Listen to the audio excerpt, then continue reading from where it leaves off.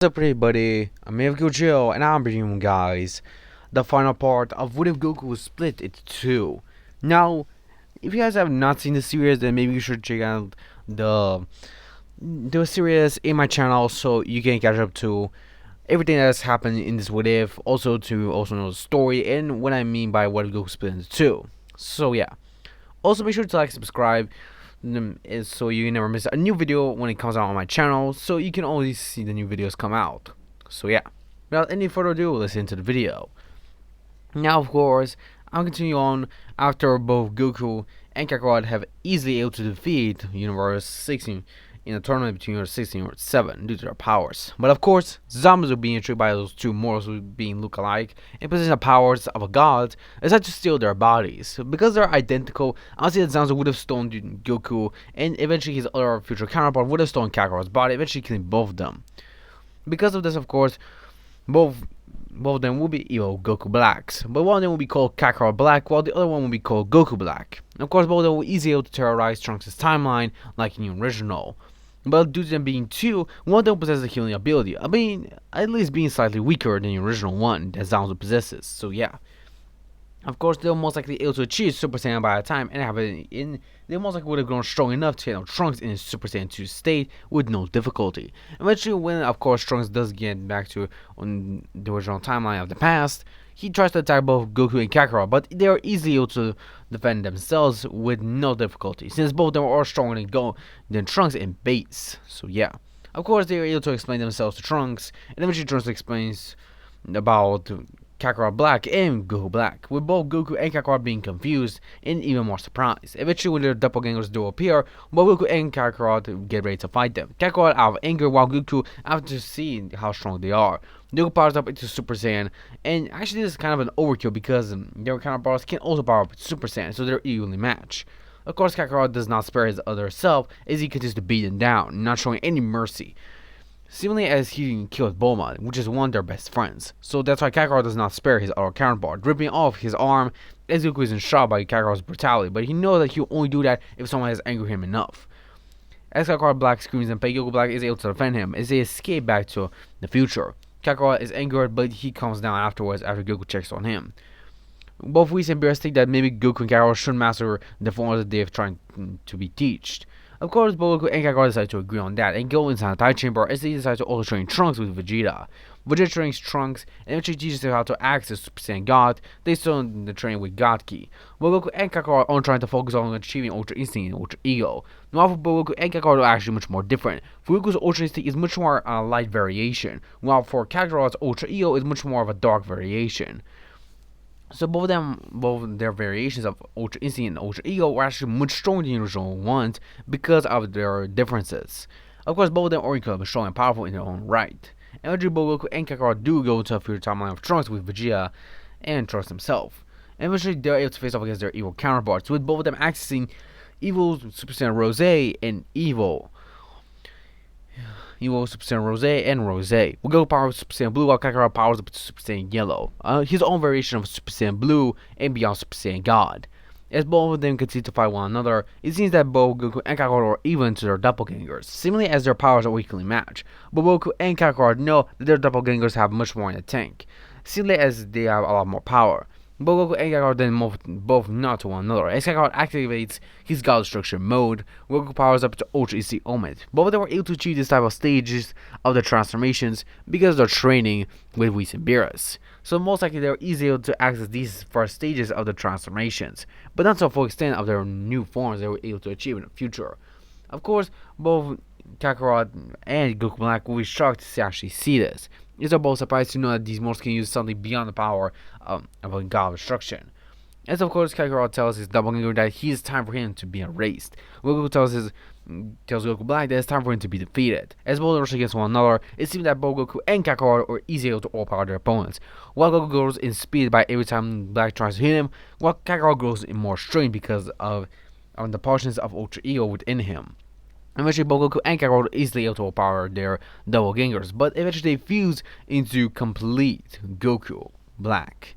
With this fusion being quite strong, it seems that pushes both Goku and Kakarot back, seemingly as the power of the fusion isn't quite strong. Of course, both Vegeta and Trunks decide to use the power areas that they were able to get from Shin, and they fuse it to Vegeta. With Vegeta rushing against which against completed Goku Black, and it seems like their powers are even. But Vegeta powers up to Super Saiyan Blue and starts to overpower the completed Goku Black. Of course, they were able to damage him a lot, but it's not enough. But Goku and Kakarot not as they both fuse into complete Goku. Once again, the fusion is incredibly powerful and strong, with the fusion looking back at complete Goku Black. Complete Goku Black will be shot as he looks at complete Goku. Complete Goku, with just an instant, powers up into a combination between Ultra Instinct and God Destruction mode. With both transformations combined, he is easy able to overpower his Dark Doppelganger and eventually uses a kite to erase him. Trunks thanks the fusion alongside his father as they both nod and eventually go back to the original timeline. Eventually, of course, the tournament of power will still begin, but Goku and Kakarot are a lot stronger. And eventually, when they do face against Jiren, Jiren is a lot more stronger and powerful, as he has his own Ultra Instinct as well. Of course, Goku and Kakarot are stronger, and eventually, when Goku is pushed by Jiren to using Ultra Instinct, Goku achieves his own variation of Ultra Instinct, known as Master Ultra Instinct Light, while Kakarot achieves his own variation of Ultra Ego, which is known as Dark Ultra Ego. This Dark Ultra Ego increases Kakarot's power the more he's thrilled with the battle, while Goku's Light Ultra Instinct allows to dodge and increases power the longer he can actually control his emotions, which is practically a much better variation of Ultra Instinct, and Kakarot has a much more variation of Ultra Ego. With both Goku and Kakarot were easy able to beat Jiren, and eventually win the Super Dragon Balls, and both of them wishing for the same thing, to revive the rest of the universes. The moral arc will still go the same as the original, except that since Kakarot has an Ultra Ego, he most likely easily able to erase Moral before he can get the chance of even making a wish, or even granting his powers back.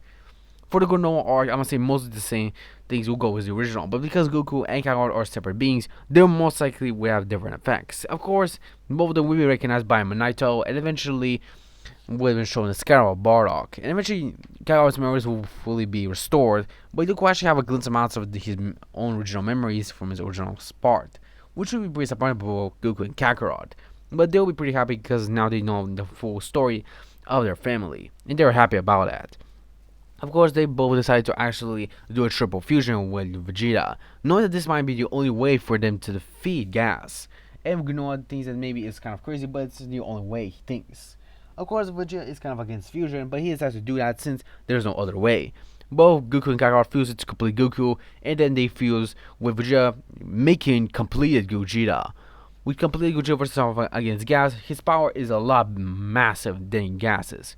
If you're wondering, Vegeta has been focusing on mastering the power of the prime roots of the Saiyans, so he's achieved Primal Super Saiyan God, or Super Saiyan 4 God, which his power is incredibly strong. Both Goku and Kakarot are a lot stronger and a lot more powerful, and with both their powers combined, they're easily able, of course, the fusion of the complete Gogeta is easily able to defeat Gas, but of course, Frieza Black does arrive like in the original.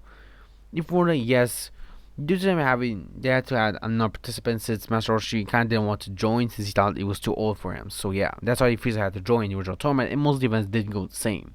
But Goku and Kakarot were actually the winners. So yeah.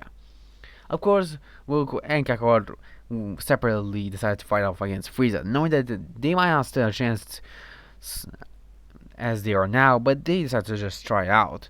But with their forms, they're actually able to keep up with Frieza's power. Even though Frieza has been training for 10 years, the power of both Goku's Light Ultra Instinct and Kakarot's Dark Ultra Ego practically allows them to keep up with Frieza, and eventually, after some time, they're easy able to overpower Frieza and eventually kill him. Of course, Kakarot does the kill since he thinks he deserves that.